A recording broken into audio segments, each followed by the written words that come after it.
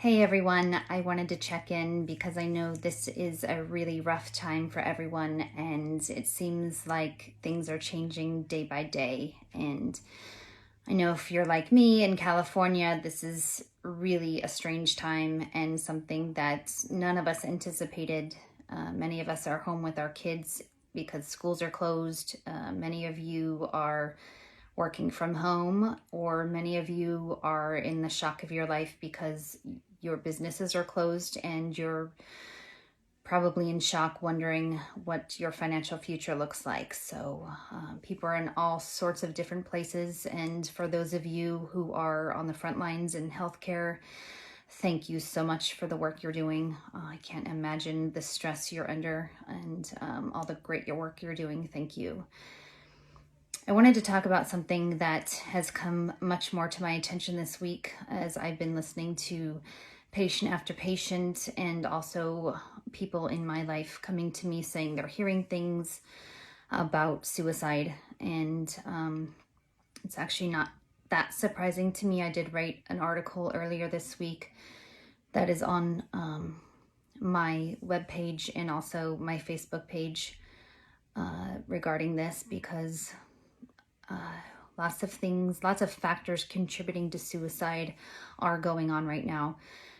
The top three are if there has been a crisis or an upcoming crisis that you perceive that's going to be happening in the last 2 weeks, if there are financial or job problems or relationship issues. Those are three top factors that contribute to suicide, whether you have a mental health diagnosis or not.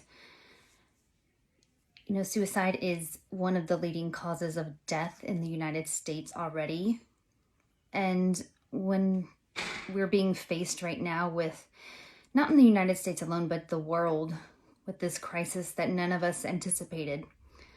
And not just a crisis, but one that came so quickly and so unexpectedly. We're all facing mental health crises, really. It's a shock. It's a huge stressor. And many of us don't know when this is going to end. And what I do know is that when we feel out of control, when we have no sense of agency in our lives, like many of us don't right now, we don't know when we're going to be able to live our normal lives again, when we're going to be able to see our loved ones, family, friends, go back to our normal lives, if ever go back to our normal lives. We just don't know what's going to happen. Then we don't do well with that as humans. We just like to feel like we have some sense of control. The less things we feel like we have control over, the more we're likely to feel depression. We already get anxiety because all of this is going on that's scary, right? And then the less things we feel like we have control over, we're tending to become depressed. And then when we have these factors that we know contribute to suicide, it's not shocking to me that people are starting to talk about it or have thoughts about it. So I wanted to just say, if any of you out there are having thoughts of suicide, please reach out and ask for help. There are suicide hotlines. I'll put the number here on my post. There are therapists now. Many of us are doing video therapy because we can't be in the office with people. And I just wanted to put out there what the symptoms of depression are so that you can be aware of what those are. Now, I'm not saying if you have depression, you have suicidal thoughts or you're at risk for suicide. What I'm saying is if you're noticing symptoms of depression, also start to reach out for help. If you have major depressive disorder, that is also a risk factor associated with suicide. So if you're struggling with sleep, meaning you want to sleep more or you can't sleep as much, if things that you used to enjoy, you're not finding any pleasure or joy in them anymore, if you're feeling guilty or feeling really bad about yourself, if you're lacking energy, if you can't concentrate on things, or you just can't make a decision, everything's really, really difficult for you to decide on, just simple little things that used to be really easy. If your appetite has shifted, if you're eating a lot more, or you just can't eat, you have no appetite.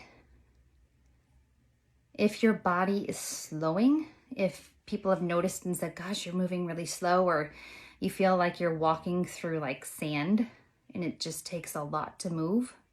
Or the other way is you're feeling kind of restless and like fidgety and you just can't seem to sit still.